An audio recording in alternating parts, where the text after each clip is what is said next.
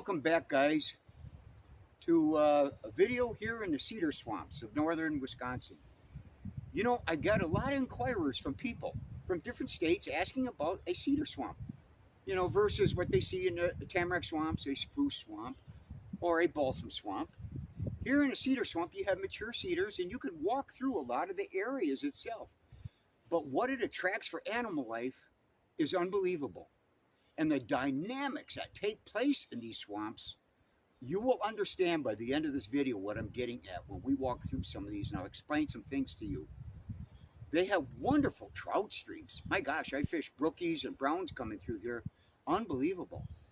A lot of them do. The characteristic of them is a waterway coming through the middle of them.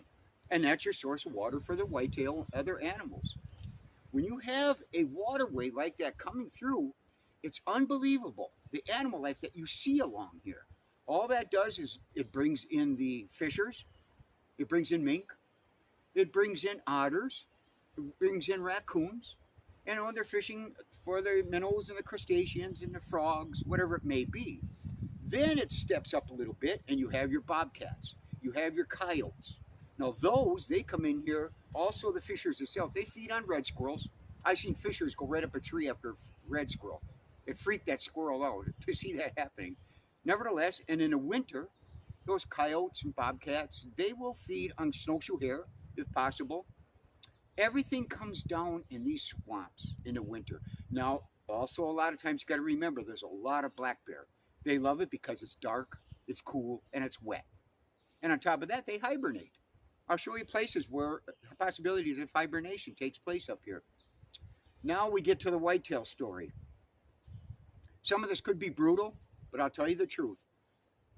It's almost like a tale of two cities in a cedar swamp for a whitetail. Number one, he'll come down here for survival, to elude the predators and to elude the hunters. And then on top of that, it could also become an internal graveyard for whitetail. And I mean a graveyard. What I'm getting at that is in the dead of the winter, a lot of them will migrate down into these swamps for thermal protection, and they can feed on the cedar boughs, the boughs itself. But when you have an overpopulation of deer and you have a heavy winter, we had one years back, and I was conducting a deer yard study, and we had so many deer down in a swamp, and you could take your snowshoes off and you would have snow up to your waist. It was that bad. And brutally sustaining temperatures of 30, 40 below. So they were just literally existing in these cedar swamps. And what they do, I'll show you a trail in here. There is always like a lifeline trail that go through a cedar swamp itself for the easiest passer, less resistance basically. What they were doing that winter, they would live on that trail and that trail alone. They would not get off to get in that deep snow and feed on browse that was farther away, because they'd fear predation, whatever it may be. Instinct told them to stay on that trail. Here's the sad part. I would go in there and follow the crows. There were that many dead deer, to put it bluntly. You would just follow one, there would be another one. On top of that, you would come up to these, and something you'll never forget, those deer would be laying there looking at you, and they couldn't even get up. They were so weak from starvation. That's what takes place, and it's a whole new meaning of how you have to control your population to sustain a healthy herd. And so what I was doing, I was cutting off the hooves right here on the leg and then taking a bone marrow sample to see the condition they were in, whether it was from starvation or from predation itself, from predators, because wolves, coyotes, bobcats, it all will be in that swamp altogether. They know it. That's what can take place in these swamps. The dynamics is unbelievable. Now, what I'm going to do, we're going to go in here because a lot of people are asking me how you hunt these. And boy, I tell you, probably 80-90% of the deer I've harvested in my life are either inside these swamps or on the edges. I don't go much farther than that, because let's take a gun season, 9-day gun season here in Wisconsin. If you get hunters walking the highlands, those deer come flooding down here. It's incredible. It's not rocket science, and you will have good luck. Now, bow hunting, that's a whole different animal. Down here, it's pretty tough for people that hunt in trees. A lot of times, what you do, like me, I hunt on the ground when it comes down these trails at these pinch points. We're going to show you in a little bit what that's like. Maybe I can help you with some tips of how to hunt them inside here. And then we're going to go on the outside on the edges and look for the scrapes. That first scrape that's on the edge of these swamps is what they'll check from the spring all the way through till fall. Because believe it or not, there are big bucks that live in these swamps just like the bear do. They come down here because it's cold, it's wet, and it's just comfortable for them. Nobody bothers them, and it's dark. But then sooner or later in the evening, they have to come up and they will check those scrapes. So at this point, let's go dive into one of these and see if I can help you out. Okay, here we are, guys. We're inside the swamp itself, as you can see.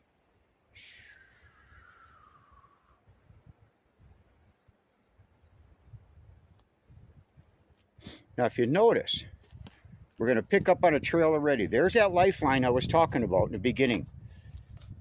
This is their main trail. What's cool about this particular spot is there's a pinch point beginning already because there's the hillside going up.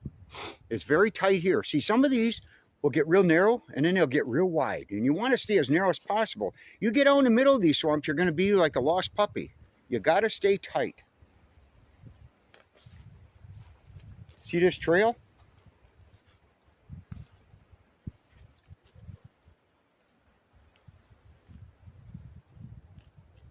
Now, what we're coming up to is a beaver pond right up there. So it's getting tighter as we go. See this trail? Now, what I'm trying to get to here is as tight as possible for a pinch point for bow hunting itself.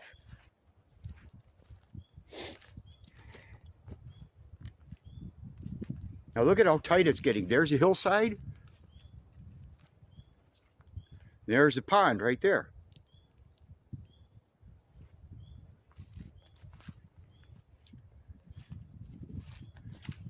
Now, right up here is about the tightest it gets. So see, if it was me on the ground, I'm going to be, see this right here? Okay, you got water right there. And you got a hillside right there. So I'm going to be, if it was me, I'd be up in those pines right up in there on the ground. I'd cut in, because if you notice, I can get some shots through here if needed. Coming down through here.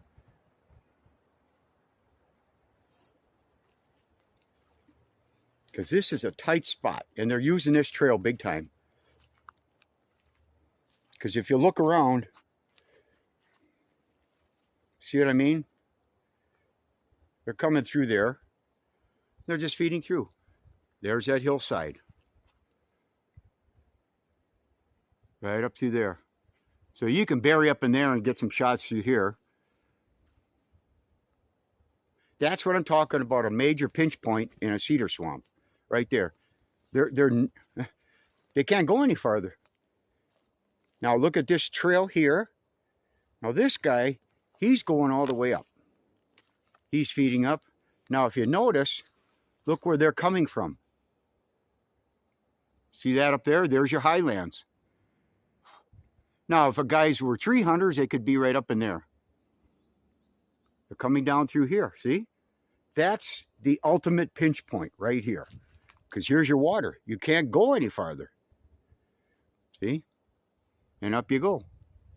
And what they're doing, they're coming down, getting a drink. They're fading. Look at this trail. Look at how solid that is. See? And it opens back up into there to where you can get a shot through there if you wanted to. I just wanted to show you what the ultimate pinch point would be. Now see, as we keep going through here, you'll see, I wanted to show you, see those areas across the pond over there? You don't think there aren't big boys laying over there? They love that. Just love that. And they will cross wherever they can. They can cross up in this area over here, and up they go into the highlands. Now here's what I'm getting at with the bear hibernating. Now see here, here's a prime example what can happen underneath a big pine tree that fell over. You know, They can go underneath there, dig underneath, and they will stay in there all winter long. There it is. There's a prime example of what they like.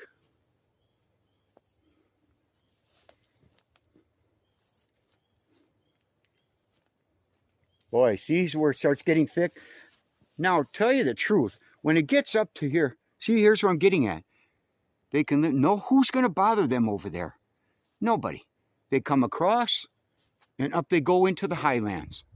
Now, there's areas like this where it gets so thick, there's no point in going anywhere. What do you want to do? You want to leave that alone. That's their sanctuary. Stuff like that, where it's just garbage, thick parts of the swamp. Leave it alone. You know they're there. You know by the trails that they're going up here. So you work up on top. Let's go up on top now and see what we can find. Now here's a buck leaving his bedding in the cedar swamp. Okay, I'm about to leave the swamp now, and I'm coming up. I'm following their trails, and I want to show you where it's leading us. Up the hill. It's getting bright.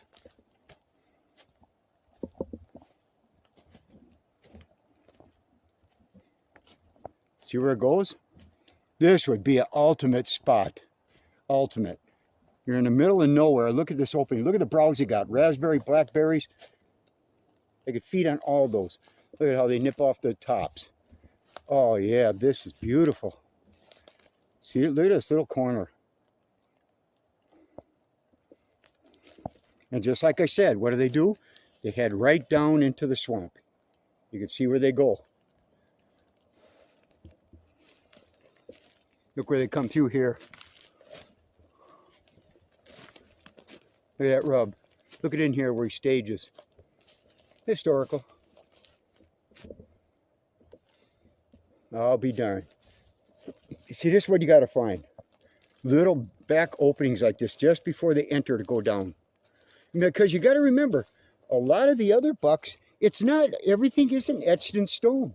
There could be some living down below and some living up on top here, coming down for water, or those are coming up. I've seen bucks in both directions on the hillsides like this, bedded up in the garbage up here thick, or they're down in the swamps. That's just how it is. You have to be versatile. Look at where this goes. Just a little top for all the browse. Oh, this is nice up here. See, there's a difference. I would really concentrate on an area like this because you can see faintly through there that beaver swamp down there. Oh, the beaver pond, I'm sorry. And the swamp just goes right along where we were. Ultimate spots. This is what you have to look for, but you have to walk them. Walk the edges of these swamps once after you're down below and just see what it tells you. It'll dictate what's going on. I see rubs. I see old rubs over here. Let's go up on top and see. Now see, I'm coming along from down in the swamp. I'm following their trail up on top here. Look at the browse up here where they browse the tops off. They will stage up in this area, whether they come up here or they're coming down. Now see what this trail does here? I don't know if you could tell, but look how she splits right here. One goes off that way, one goes this way. So this is where they're going to go feed up in the highlands, or consequently, those that are bedded up here are coming down. She splits and fades off that way and fades off this way. This is a great spot right on the edge. This is what I'm talking about, edges. This is where you can bow hunt, places like this. Now we're coming off that high part. Now look at how it changes in some of these cedar swamps. She opens up again all of a sudden. That's what's neat about them. They offer so much in habitat. Now look down below, there's that beaver pond again, see? But all of a sudden she comes up high and she opens up, and we got some hemlock in here too. This opens up into a little different species of some sort.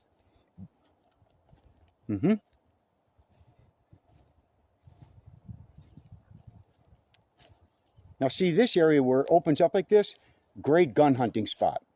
When the leaves are off in November, come through here, you got a little more opening for shooting purposes. And here looks like some scat from wolves.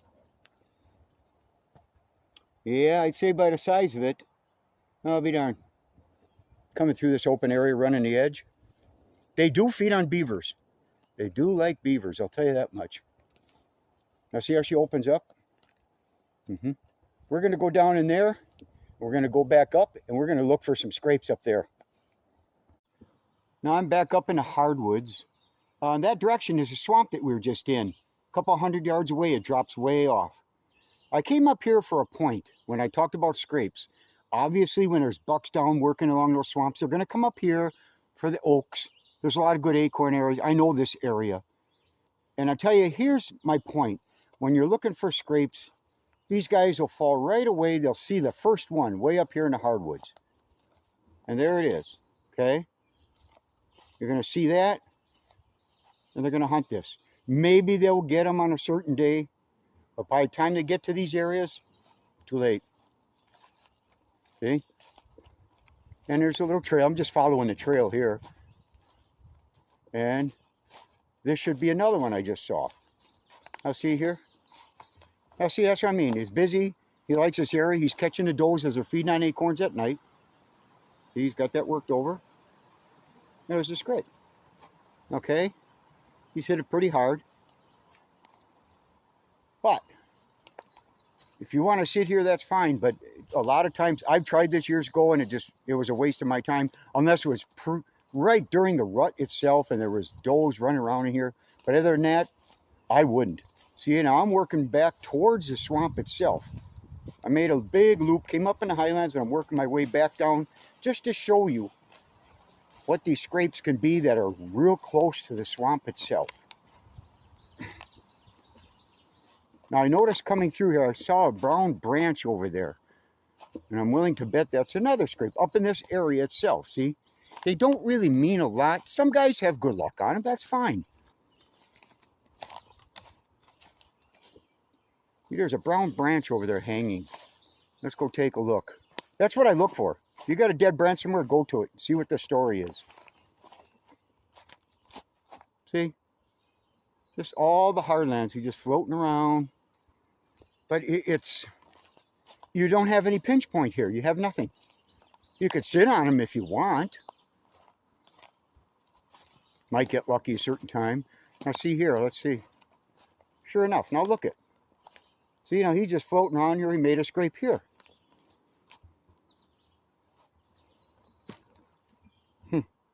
I'll be done. See, but look, there's a trail. I could just see the trail going through the woods right there. He's coming down through here. He's hitting this. And now he's pretty well, you got him figured. And up he goes up to those other scrapes. So that's his route. But where's he coming from? The swamp. Okay, we're coming down closer now. We came off the highlands. We're working our way back down towards the swamp itself. I won't be going back in, but we'll be right on the edge of it. And this is what you want to look for. But you got to keep walking around to find these. Now look at this one right here. Give you a prime example. Brush. And there it is. Okay. Now he's very close to the swamp itself. See? Broke his branches. It's pretty typical. But he's getting closer. And he pretty well has you on a string leading you to the cedar swamp itself. Because this is the very end of it right here. Before it drops into the garbage down there. See how thick it's getting? You can't penetrate. All you're doing is scaring them out of there. Now this is where it sort of splits. And right here, I wanted to show you this. Now see the trail going that way? That drops off down in there. And it fades on through there. This one here. Now let me ask you, do you think this means anything to you? Would you stop here and check it out? Would it be worth hunting or putting a camera? What do you think? It's right on the corner right here. Now keep in mind, this is like the first stop before they come out of that cedar swamp. That drops right over that hill and down you go. I will leave it at that. But here's, personally, this is where I'd set up camp. Because there you go. You're up in the highlands. Okay? Now this is what I'm getting at. The bucks you see here, they're just checking their scrape as they come and go from the cedar swamp on a daily basis. It's actually all about communication. It doesn't have to be an enormous scrape. Just very simply, it needs to be where the deer enter and exit their swamp.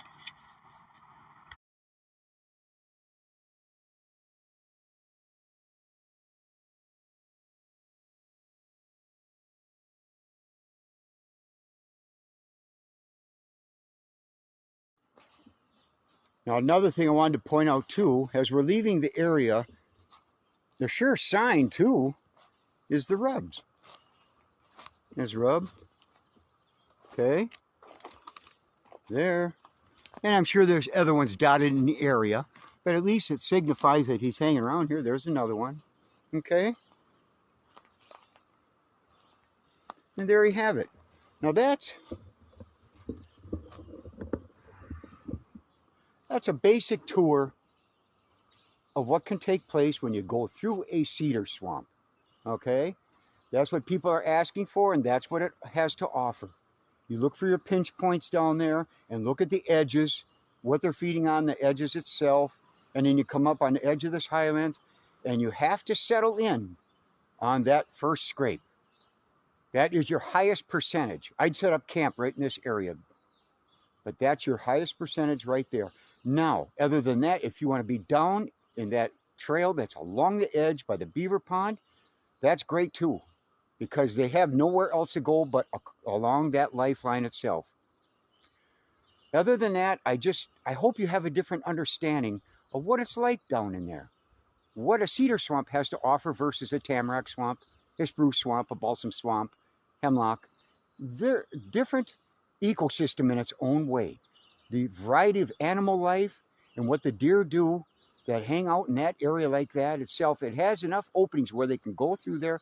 And there again, if you ever have a chance, you should go in one of those in the wintertime. It's a sight to behold, let me tell you. Nowadays, with less snow, they're on the edges. They go in there for thermal protection when it's really cold. But other than that, they're pretty well on the edges, and they're able to make it, it seems like. Now, other areas, there again, United States, maybe way up in upper Michigan, upper Minnesota, it's a different story. But here in Wisconsin, they're able to come out a little bit more through some of the years now. So at that point, I hope you enjoyed this. I really do. And take care, and I'll see you again.